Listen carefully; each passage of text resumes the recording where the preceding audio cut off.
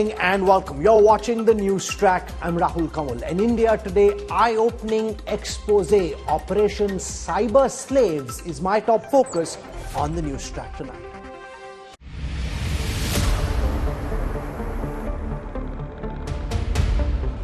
A chilling investigation. Ruthless cybercrime syndicates. उस गाड़ी में दो गनर होते हैं जो मेरा किडनैप कर लेते हैं. मुझे मारा पीटा जाता है, करंट दिए जाते हैं. मेरे पास कोई ऑप्शन नहीं था. मैंने भी वही उन्होंने जैसा बताया वैसा काम करना मैंने शुरू किया. The dark reality of the Golden Triangle. जो एक मेन रहता था वो रहता था चाइनीज. इंडिया को आपको टारगेट करना है और उन्हीं के साथ आपको फ्रॉड करके पैसा ऐंठना है. मुझे एक सुनसान जगह पर फेंक दिया गया. मुझे उस वक्त ये चीज लग रहा था कि मैं अपने परिवार से शायद दोबारा कभी नहीं मिल पाऊंगा. Shaking India's digital safety. Operation Cyber Slaves is our top focus at 8 p.m. India lost approximately 11,333 crore rupees to cyber fraud in the first 9 months of this year. But have you wondered where this crime syndicate is being operated from? For more than a month, India Today tried to track the people behind the online scams and the places they operate from. It initially used to be Jamtara in Jharkhand, then Nu in Haryana, and Rajasthan. Now it's moved to the Golden Triangle. For the first time ever, India Today's special investigation team has been able to access exclusive videos and horrifying testimonials that expose the crime networks that operate out of Myanmar, Cambodia and Laos. Watch part 1 of this big India Today expose, Operation Cyber Slaves.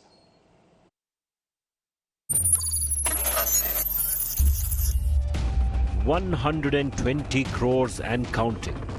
That's the amount Indians have lost in digital arrest frauds alone.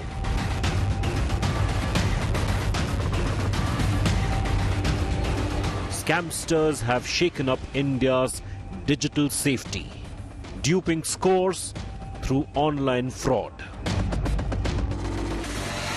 Who's behind this syndicate? The web of deceit is spread across Asia's infamous Golden Triangle.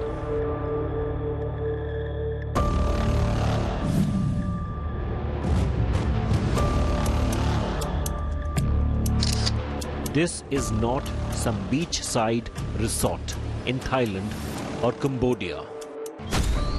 This is a gated complex from where a ruthless crime syndicate runs numerous online scams.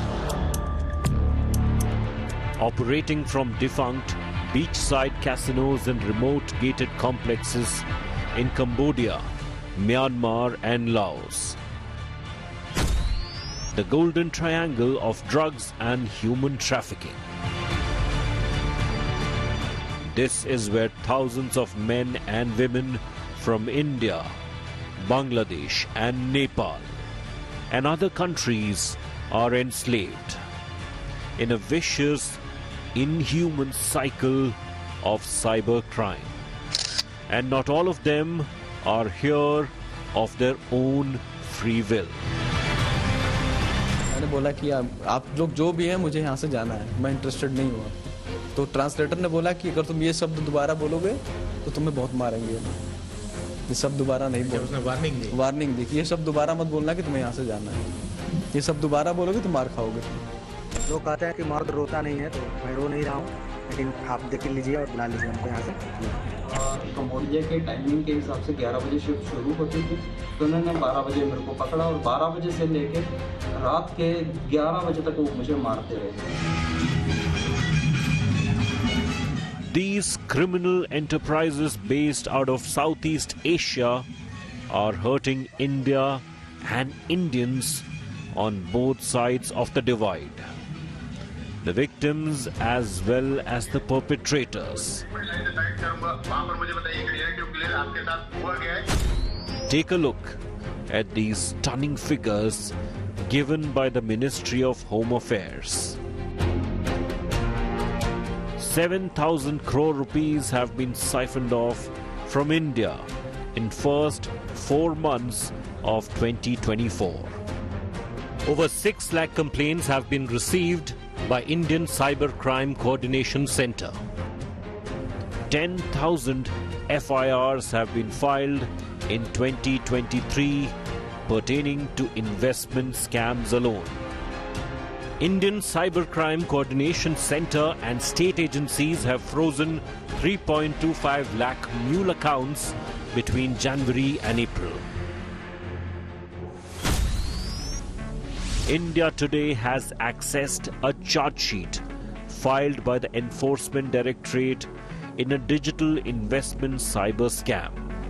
The ED probe reveals that human trafficking networks are luring Indians under the guise of job offers and forcing them into cyber crimes. Cambodia, Myanmar and Laos are notorious cybercrime hotspots. Golden Triangle is infamous for drugs and human trafficking. 30,000 Indians on visitor visas to Golden Triangle have not returned so far.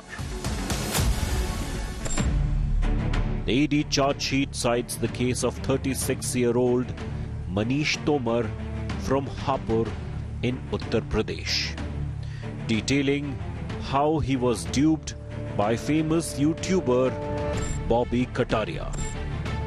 Tomar says he lost 3 lakh rupees to Bobby Kataria's fake job racket.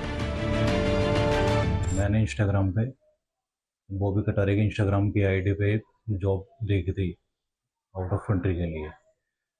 उसमें उन्होंने अपना number भी दे रखा था कि out of country की job के लिए हम संपर्क करें उनसे संपर्क किया मैंने। संपर्क करने के बाद में हम उनके ऑफिस में पहुँचे। ऑफिस में पहुँचने के बाद में उन्होंने हमें बोला कि पहले 2000 का रजिस्ट्रेशन करना पड़ेगा, उसके बाद में तुम्हें जॉब की डिटेल बताई जाएगी।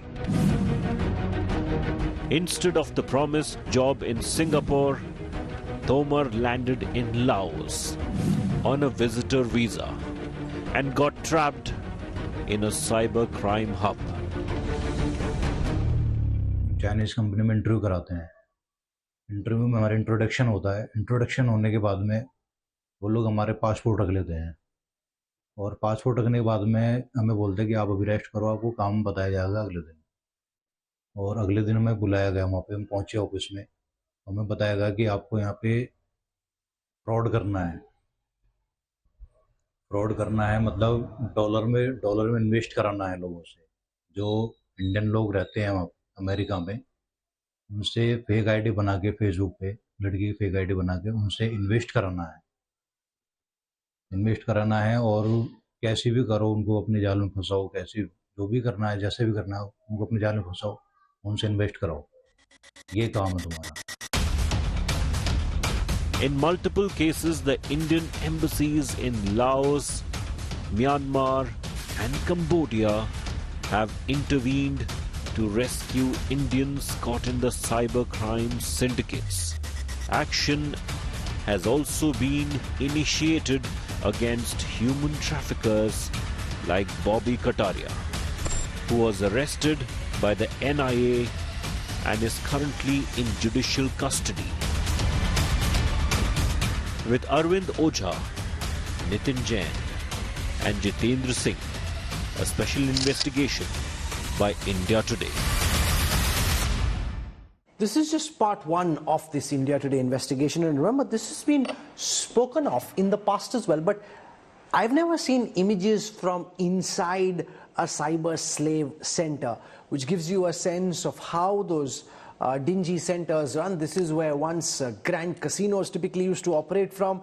Now they have become the den of cyber slavery. Joining us on this broadcast is Jitin Jain, one of our country's leading cybersecurity experts. I have Ankush Mishra, who's a Deputy Superintendent of Police in a cyber station with a special task force in Uttarakhand. He's looking at these cases very closely.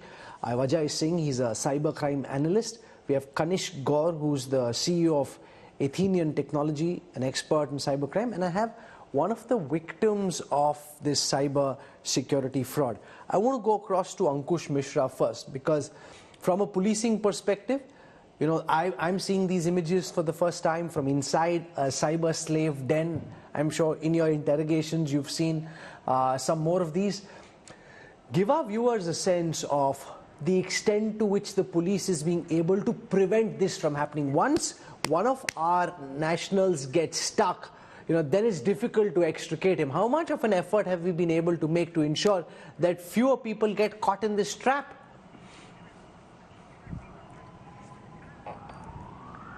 First of all, thank you so much for having me on your show. And it's a very important topic that has been raised today. Regarding this cyber slavery, or I can say human trafficking, we have come across a lot of challenges where you have already shown in this particular small web series or whatever that particular episode was just telecasted.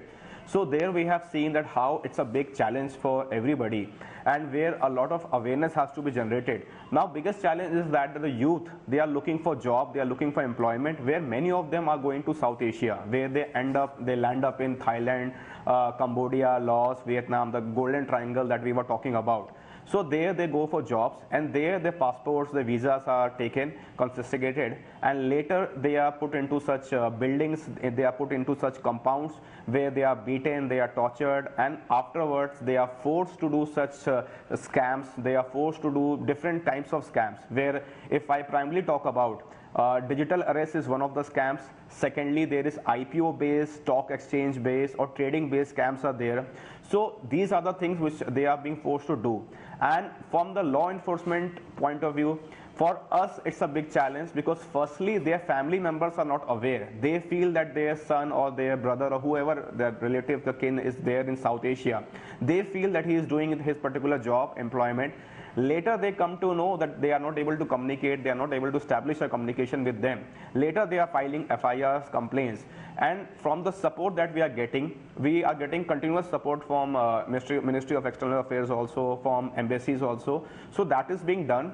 And in the process, if we are able to track down the location or exact place from where such compounds are running or such call centers are running, so with the help of the local police of that particular country, raids are being conducted, and a lot of people, a lot of Indians have been rescued, and also nationals of different countries. So that is happening. Process is a bit tedious, but limited success is being achieved. Jitin Jain, in these images which were on our screen right now, it looks like a BPO office, you know, like a business process outsourcing call center kind of office.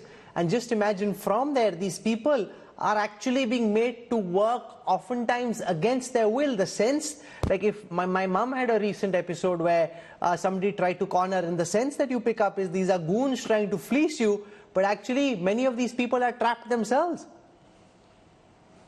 Look, Rahul, earlier these scams were running from Noida and Gurgaon, where these people are working in a cluster in those residential buildings, and one after another Noida STS started raiding 3-4 years ago, and then all these things stopped because they realized that Noida and this NCR region police has become more vigilant. This was a similar model in cities like Mewat and Jamtara, where the villages as a whole, as a cluster, as a community were involved in the scams. Now they have realized, since Indian law enforcement has become very active, they have found a safe passage in countries like Vietnam and Laos and Cambodia, and essentially for a reason, because the outflow of tourists from India to these countries is so much that it is very difficult to differentiate between a genuine tourist and a person who's been conned for a job on the pretext of a tourist visa. Two, you can't even track everybody who's going to Cambodia and Laos, because most of these people, they first travel to Thailand, and from Thailand it is very easy to travel to Angkor Wat or Phnom Penh in Cambodia, or Laos by road or by trains, and you get visas on arrival. So and there are no formalities for the purpose of visit and all. You just get a stamp on visa on arrival.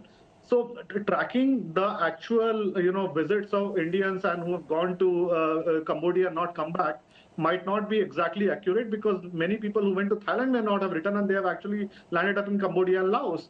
Now the second problem is these people are trying to prey on the fear and trust, and creating an illusion of authority to exploit the most vulnerable.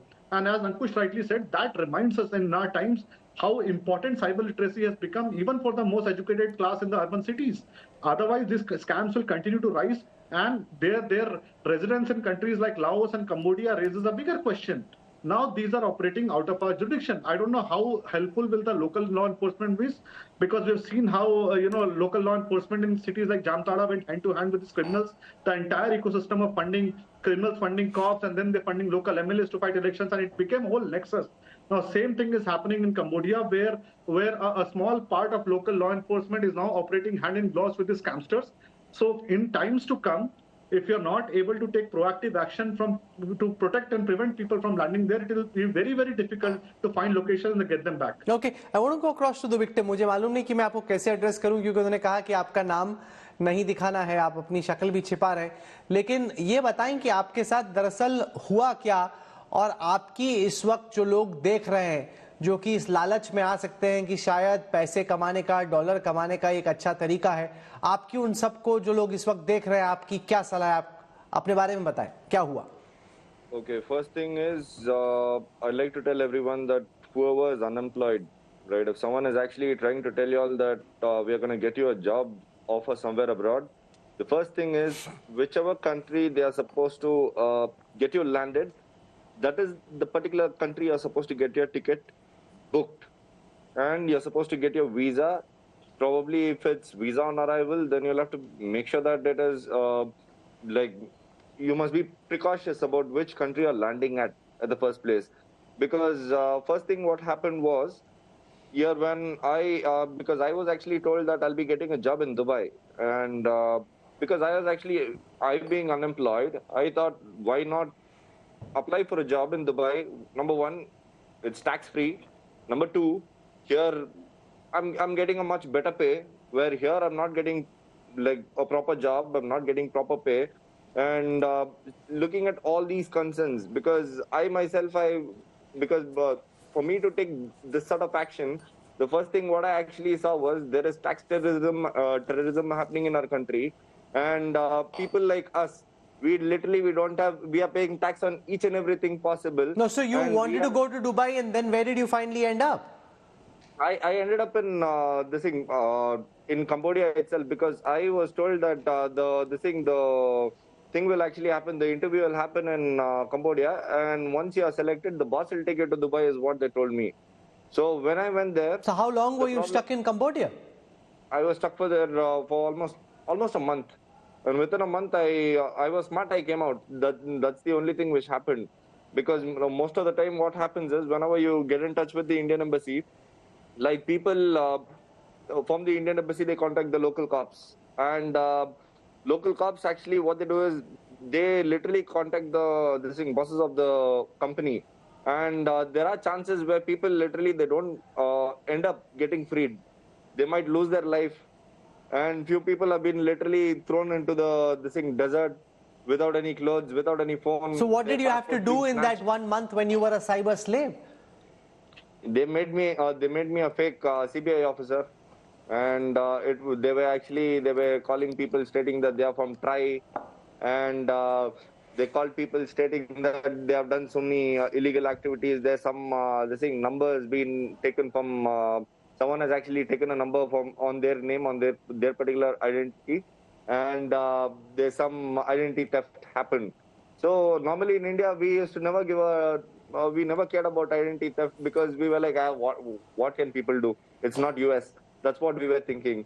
But post that, when people started calling, like obviously people say that, all right, you're using a number to actually call someone, to harass someone sexually, stating that you're getting someone's getting someone involved in pornography and all those. Obviously, for the rules which we have in our country, people are literally getting scared. So how many people would you end up scamming in one day? Yeah, but I did not. I literally tried acting dumb as much as possible. But the only person I scammed was from Maharashtra, to be honest, because I remembered. Because I know what I did was wrong, but anyway, it was... but you were trapped, so it's hardly your fault. Yeah, but how did you get out then finally?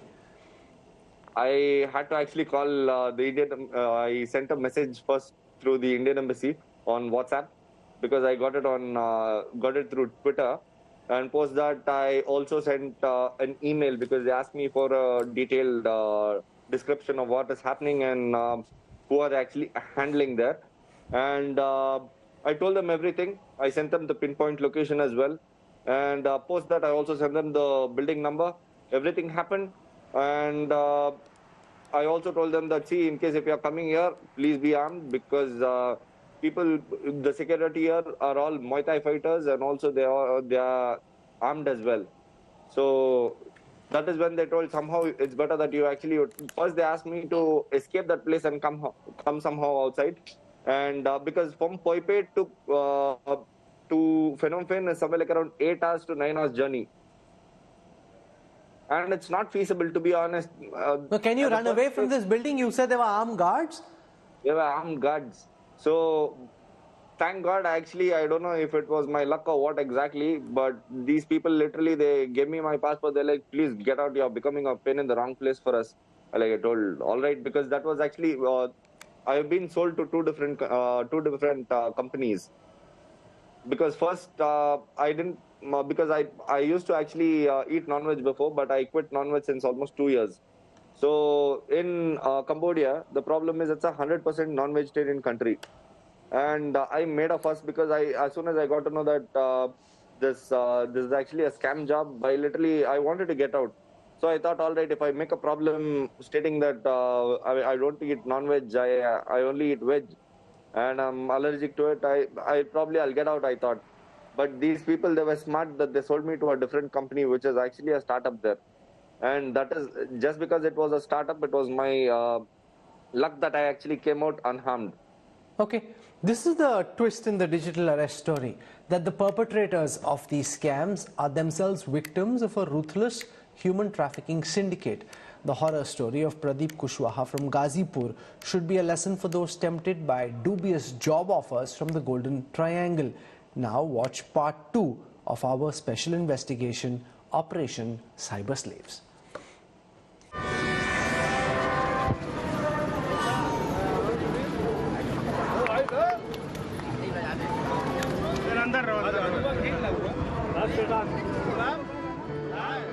It was an emotional homecoming for Pradeep Kushwaha.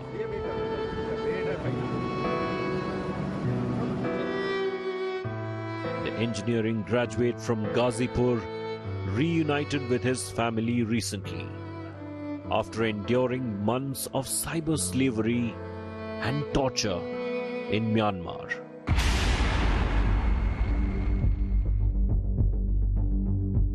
Pradeep had moved to Chiang Mai in Thailand last October as the manager of an Indian restaurant there. However, a lucrative job offer this year ruined his life completely.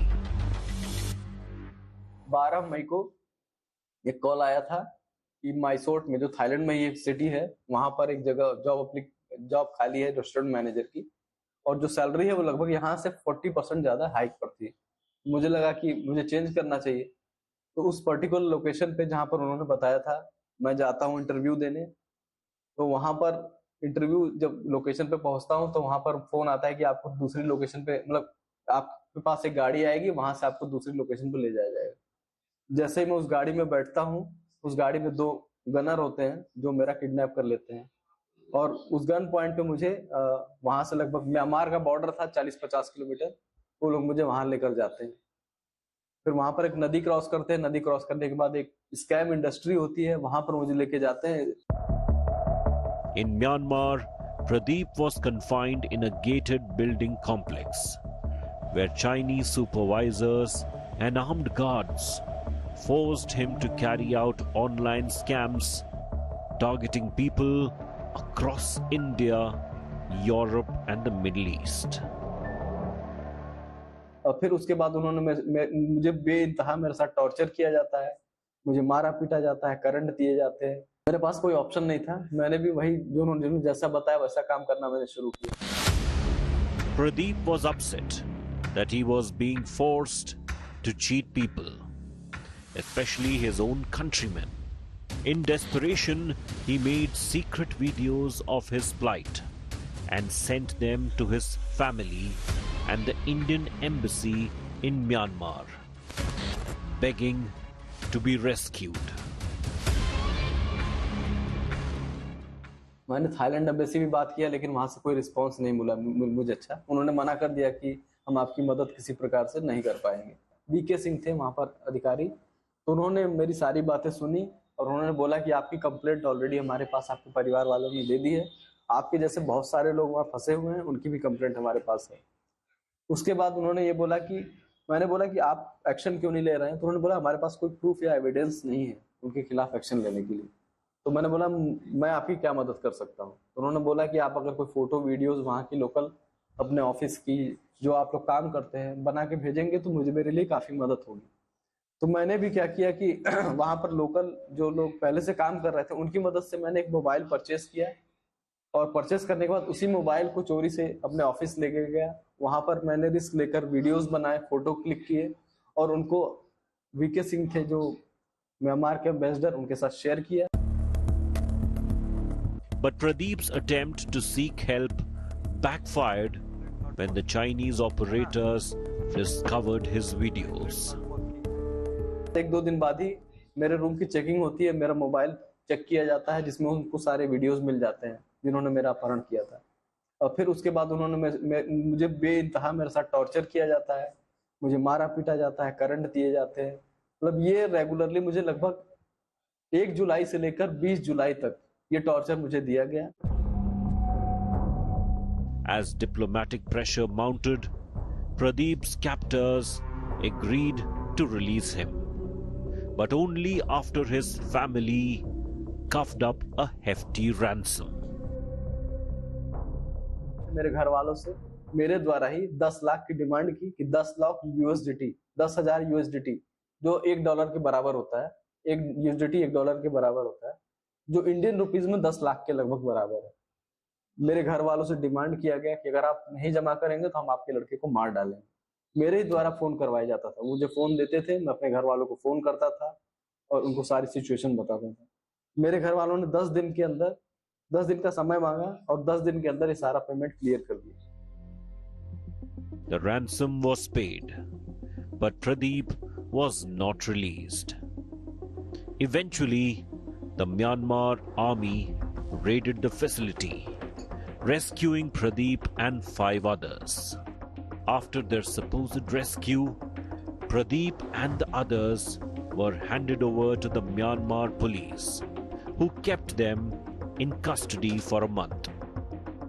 An Indian embassy official advised them to plead guilty to avoid a lengthy legal battle. वहां पर एक Indian officer भी आते हैं embassy से, वो हमें बताते हैं कि आपको ये पुलिस जो है कोर्ट में लेकर जाएगी, कोर्ट में आपको ये बयान देना है कि आप अपनी गलती से म्यांमार चले गए थे, आपका किडनैप नहीं हुआ था। अगर आप ये बोलेंगे कि आपका किडनैप हुआ था तो फिर आपको केस लड़ना पड़ेगा, आपको प्रूफ करना पड़ेगा, आपको प्रूफ करने में आपको 6 महीना 1 साल कुछ भी लग सकता है। तो बेहतरी इसमें है कि आप अगर बोल दोगे आई एम गिल्टी तो आपको फाइन लगाकर छोड़ दिया जाएगा। Pradeep was then placed in a Thai detention center, where he met many other Indians who had been waiting for months to return home. इससे अच्छा है कि यहाँ पर कुछ एजेंट्स हैं, उनसे बात कीजिए, वो आपसे पैसे लेंगे 60,000 के आसपास रुपए, जो आपको अगले दिन की टिकट निकाल के आपको घर भेज देंगे। घर वालों ने एजेंट को पैसे पे किए, उसी के अगले दिन का टिकट निकला, यानी कि 27 अगस्त का टिकट निकलता है 2024 का, और शाम को लगभग 8 बजे हम लोग इंडियन एयरपोर्ट पे दिल्ली में पहुंच जाते हैं। Pradeep's story is just one of hundreds from the notorious Golden Triangle, where organized Chinese crime syndicates force Indians and other nationals into cyber slavery. With Vinay Kumar Singh in Gazipur and Nitin Jain, a special report, a special investigation by India Today.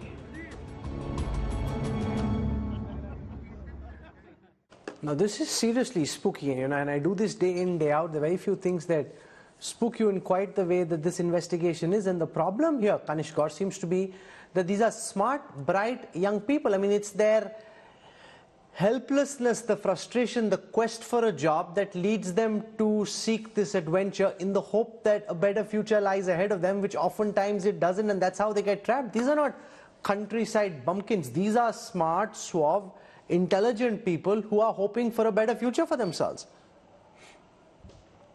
Absolutely, that's the issue. See, when we are comparing, Jamtara, Mewat or Nu to what is happening in Cambodia, Myanmar and Laos, we are highly mistaken. These are organized crime syndicates where the bosses are actually Chinese. You have local Cambodians or people from Myanmar who are involved, and you have government also involved in a big way. So the bigger issue is, how do you shut this down? Because you're conducting cybercrime from another country and you have different jurisdiction and different laws applies. The bigger issue is that a lot of people who go there are going on will. So when you try and go from India to Thailand, there is no checking whether you have a return ticket or not. And people who are going there on will and conducting this cybercrime, over a period of time, find out it's very difficult to continue doing this kind of work because their conscience arises after a certain point of time, or they are not able to meet the targets. It is then they start contacting the embassy, looking for methods to come back. But there are still too many people who are going there on will and becoming part of cybercrime syndicates. I think the figure is much more. The official figure you're telling me is 30,000. It is more than 50,000 Indians over the past 1 year who have gone missing. And this is used today via cryptocurrencies to move money. And this money moves globally. If you look at more depth into this report, you will find that there were 10 Chinese nationals and some Cambodian nationals who were also, put under arrest by the Singapore government. And these people were staying in Singapore and running these syndicates from Cambodia. And these people moved out from Singapore and they were charged was for moving money. Where was this money? This money was through these cryptocurrency scams. And they are not only targeting India, they're targeting the US, they're targeting Australia, they're targeting UK. And unless there is global pressure, bodies like Interpol, the UN Office of Drug and Organized Crime, they don't get involved. This is only going to grow because there is nowhere to stop it. Today, they have changed their modus of operandi. Instead of calling people on WhatsApp, they are using telephony platforms where you will get a call from an international number that it is coming from DHL or FedEx. Hence, it's very difficult to shut down these call centers, and most of the people are not aware. As a normal person, I want to ask the victim also has his hand up right now. Are most of these nationals from India, or is it like people from different countries getting conned in the same scam? So there are a lot of people from India, there are a lot of people from Pakistan, there are a lot of people from Bangladesh. So who are the ones who are making calls? And let me be very honest, they use this platform called Brea.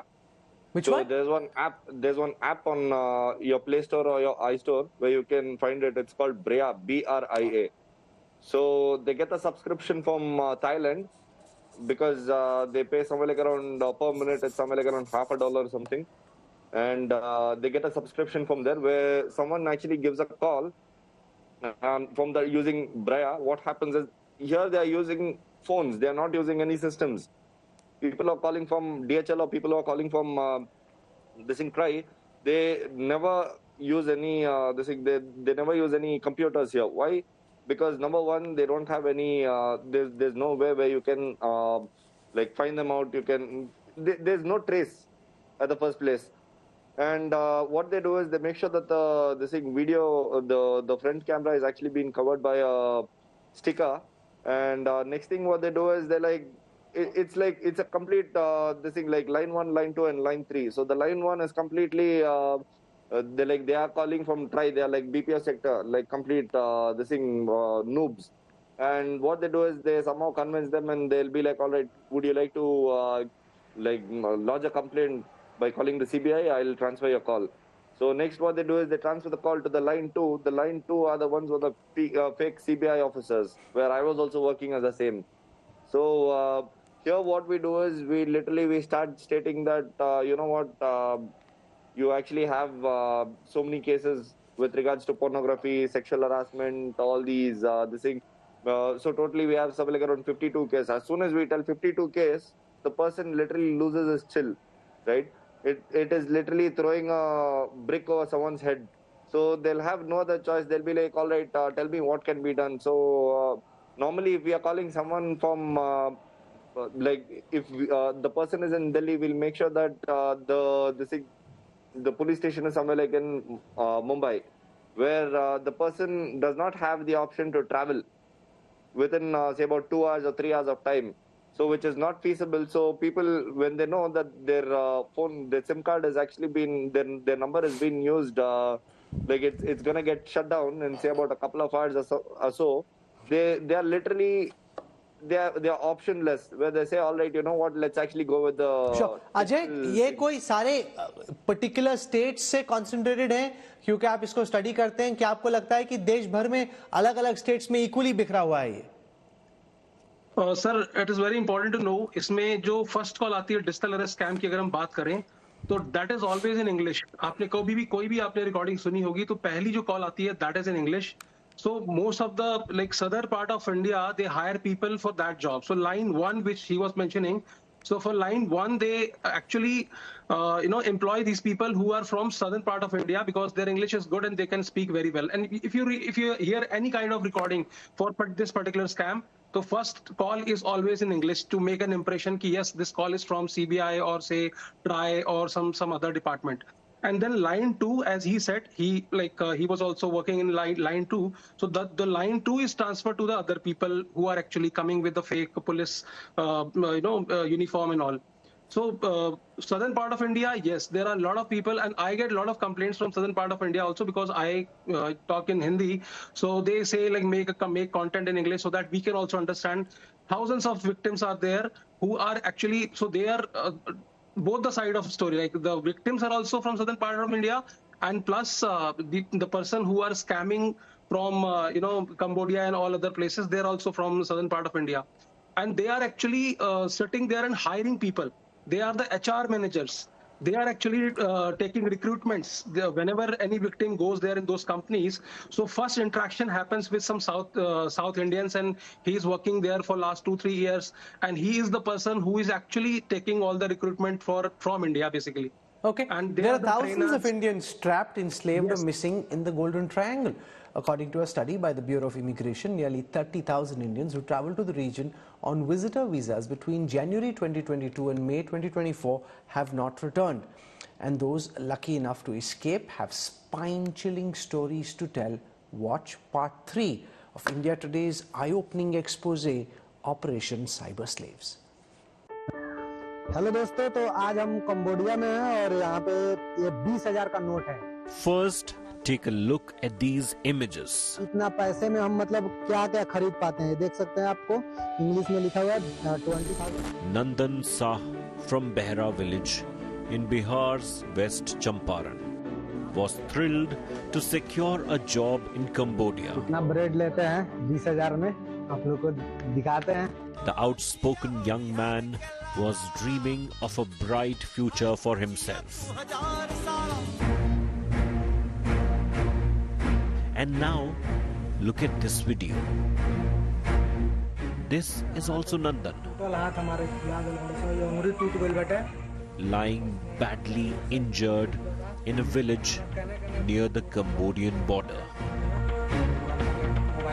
When he realized that his data entry job entailed scamming fellow Indians online, Nandan protested.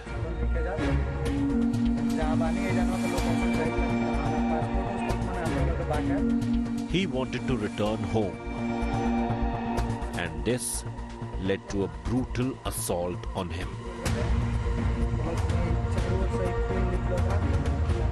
Nandan paid 1.3 lakh rupees to an agent in Delhi for a well-paying job as an electrician in Cambodia. But his dreams of a bright future were dashed as he was forced into Chinese-run cyber scam operation. जब मैं Cambodia पहुंचा तो वहां पर मुझे एक Chinese company में काम लगवाया गया और उस कंपनी में सिर्फ धोखाधड़ी वाला काम होता था. पर्सनल एक सिस्टम दिया गया और मोबाइल दिया गया.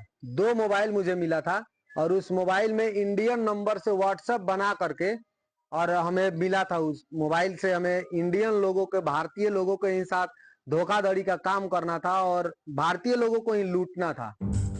These videos were secretly shot by Nandan at his workplace in Cambodia.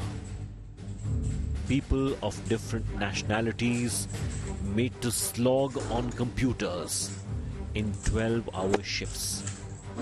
In a sprawling housing complex in the Svay Rieng province, the complex had everything: a supermarket, a bar, and a restaurant, and shared flats for the cyber slaves. There was no way one could leave this concentration camp until the expiry of the contract. कई महीनों तक वहाँ पे काम करने के बाद में मैं अपने एजेंट को बार बार बोलता रहा कि आप मुझे यहाँ से निकलवा दीजिए। एक गाड़ी में जबरदस्ती उसमें लोड करके और मारते हुए तकरीबन 10 किलोमीटर दूर तक वो लोग ले करके गए और इतना मारा मुझे कि पूरा ये समझिए मेरे शरीर से खून निकल रहा था, पूरा हाथ पैर मेरा खराब हो चुका था उस सिचुएशन में। और वो जो समय था वो मेरे जीवन का सबसे बुरा समय था। Nandan was left for dead by the roadside. But somehow he managed to survive. Chinese लोगों के द्वारा मुझे बहुत मारा गया, मारकर मुझे पूरा चारों तरफ से मेरा खून निकल रहा था और मुझे एक सुनसान जगह पर फेंक दिया गया। मुझे उस वक्त ये चीज लग रहा था कि मैं अपने परिवार से शायद दोबारा कभी नहीं मिल पाऊंगा। ये चीज मुझे रियलाइज हो रहा था। किसी भी तरह से वहाँ के लोगों से मैंने संपर्क किया, कांटेक्ट किया और फिर मैं फोन ले करके उन लोगों से मदद मांग करके मैंने अपने भैया से बात किया और उसके बाद में किसी भी तरह से वापस आ पाया अपने घर पे। The story of 35-year-old Rohit Sharma from Baijnath in Himachal Pradesh is similar to Nandan's. Rohit worked for Infosys in Chandigarh. After seeing an online post, he contacted RightStep overseas consultants in Chandigarh. They took 30,000 rupees as processing fee and sent him to Cambodia for a data entry job. He ended up at a site in Kampot province, behind the infamous casino complex where he was forced to engage in cyber scams. हमारे साथ हमें जैसे 12 लोगों की team होती थी, जिसमें से कोई भी एक कंट्री का नहीं होता था, जिसमें से आपके जो मेन रहता था 12 की टीम में से जो एक मेन रहता था वो रहता था चाइनीज़। बट जो उस कंपनी का एज अ जनरल मैनेजर था उसको हमने देखा था, उसको मैं जानता था, उसको देखा था और बाई फेस ही देखा था, क्योंकि उसको इंग्लिश नहीं आती थी, वो मोस्टली चाइनीज़ लैंग्वेज ही यूज़ करता था। तो मोस्टली वो अपने ट्रांसलेटर साथ में लेके चलता था और साथ में बॉडीगार्ड उसके होते थे। तो उसमें एक टारगेट दिया जाता था कि आपको एक जैसे इंडिया है तो इंडिया को आपको टारगेट करना है और उन्हीं के साथ आपको फ्रॉड करके पैसा ऐंठना है। When Rohit opposed the scam work, he faced inhuman treatment. When Rohit expressed his desire to leave, he was beaten up mercilessly. चौक तक का यूज़ किया, डंडे का यूज़ किया, लास्ट में उन्होंने गन पॉइंट पे मुझे रखा कि वो मुझे ख़त्म कर देंगे, वो मुझे नहीं छोड़ेंगे और मुझे मार के समुद्र में फेंक देंगे। पर पता नहीं, मैं उनके हाथों गिड़गिड़ाया, उनके मतलब उन्होंने मुझे मारना जारी रखा, कोई लात, कोई घूंसे, कोई उनके बॉडीगार्ड्स मारे जा रहे, उस मैनेजर्स के हाथ में जो स्टूल आ रहा वो स्टूल मुझे मारे जा रहा, उन्होंने बेसबॉल के डंडे लिए थे उससे मारे जा रहे, मुझे सर पे मारे जा रहे, मुझे हाथों काफ़ी निशान आए थे, मतलब आंखें तक की काली हो गई थी मेरी। उन्होंने मुझे पूरे 2 दिन उन्होंने मुझे सोने तक नहीं दिया। The goons then dumped Rohit at the airport in a half-dead state. उन्होंने मुझे गाड़ी में बिठाया और मेरा पासपोर्ट मेरे सामने ही फाड़ दिया, गाड़ी में बिठाया। ड्राइवर ना इंग्लिश जानता था, ना हिंदी जानता, ना मेरी लैंग्वेज उसको समझ आ रही थी, ना मुझे उसकी। उस टाइम मैं बहुत डरा हुआ था। उन्होंने गाड़ी के साथ, मेरे सामान के साथ गाड़ी में बिठा दिया और उन्होंने मुझे ले जाके एयरपोर्ट पे छोड़ दिया। बिना किसी कागज, बिना किसी पासपोर्ट, मतलब मेरी कोई आइडेंटिटी नहीं थी वहाँ पे। But Rohit used his family connections and somehow managed to return to India. With Abhishek in West Champaran, Ashok Raina in Kangra and Nitin Jain, a special investigation by India Today. It's not as if there is no awareness. There is some awareness. Hopefully after this expose, there'll be a lot more awareness. But Ankush Mishra, since you're inside the system, within the police, as a practitioner, what more do you think needs to be done to ensure that our youngsters don't end up in this golden triangle caught up as cyber slaves? I think apart from awareness, it is also the responsibility of social media influencers. There are many people who are very popular on Instagram, on Twitter and Facebook. So it is my humble appeal, if they can make awareness messages, if they can raise they can sensitize people regarding such crimes, because when these crimes are actually happening, it is through advertisements. There are a lot of advertisements which are being flashed, especially related to digital arrests, to stock exchange trading, IPO trading and those things. So social media influencers, somewhere it is their moral responsibility if they can raise awareness. Apart from that, police is working very hard. We are working with a lot of press, with a lot of media, trying to raise awareness. And apart from that, the people who are looking for jobs, they need to have an understanding. When you are going abroad, you need to remain in touch with the embassy, with the concerning, you can say, the people, agents who are sending you abroad. So you need to properly verify. And the family members, they should actually ensure that if they are not able to communicate with their family members or whoever has gone abroad, they need to instantly report to police and raise the issue. So ultimately, it's more or less awareness is the main thing. Through that only we can limit or at least reduce this crime. Okay, Ankush Mishra, and to the other guests for joining us on the News Truck, thank you very much. This is an eye-opening expose. A lot more will be said and written about the Golden Triangle and how several of these young Indians are being turned into cyber slaves there. I'm glad the India Today investigation team was able to put this together. I hope you found this useful and an eye-opener for you as well. The Mahayuti is yet to officially name the new Maharashtra Chief Minister. There were late-night meetings in Delhi yesterday, after which an announcement was expected. But the suspense lingers. Eknath Shinde, who once again declared that he will not be an obstacle in choosing the new CM, has now gone to his village in Satara and seems to be in deep sulk. This even as discussions over power sharing and portfolios continue.